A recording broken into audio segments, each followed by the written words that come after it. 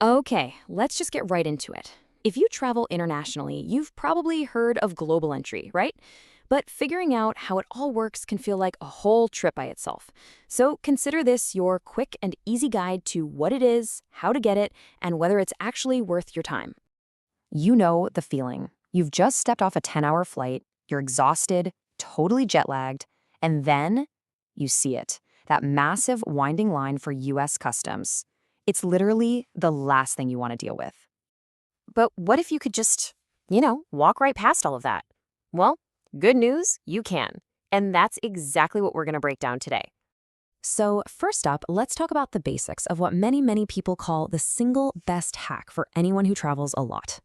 So what is global entry officially? Well, it's a program run by U.S. Customs and Border Protection, or CBP. The whole idea is to pre-screen travelers they consider low risk, so when you land in the U.S., you can get through customs in like minutes. Okay, this is a big one. Let's clear this up right now.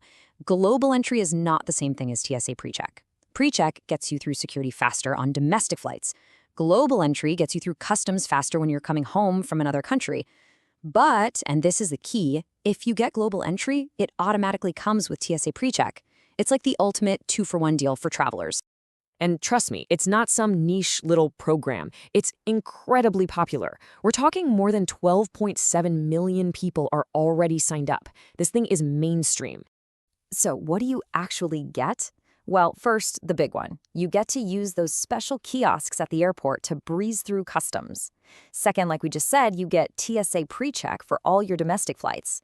And a cool little bonus perk, you can also use the faster Nexus and Sentry lanes if you're driving into the US from Canada or Mexico. It all sounds pretty great, doesn't it? But okay, here's where we hit the tricky part, the application process.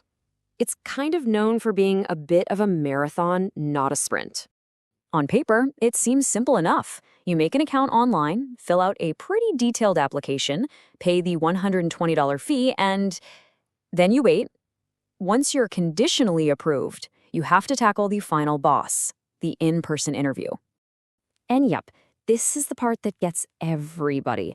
Finding an open interview slot can take a very long time. Seriously, people wait for months, sometimes even over a year, just to get that appointment. Let's be real. Filling out the online form, that's nothing. The real test of your patience is actually getting into that room with a CBP officer for 5 minutes. But you're not powerless. Here are the 4 best hacks to get it done. The absolute best one is called enrollment on arrival. When you're flying back from an international trip, you can just do your interview right there at the airport. No appointment needed. Second, just keep refreshing the portal for cancellations. People cancel all the time. Third, you can use a paid service that alerts you when a spot opens up. And fourth, a little pro tip, check for new appointments on the first Monday of the month. That's when they often release a new batch. So what happens if you get denied?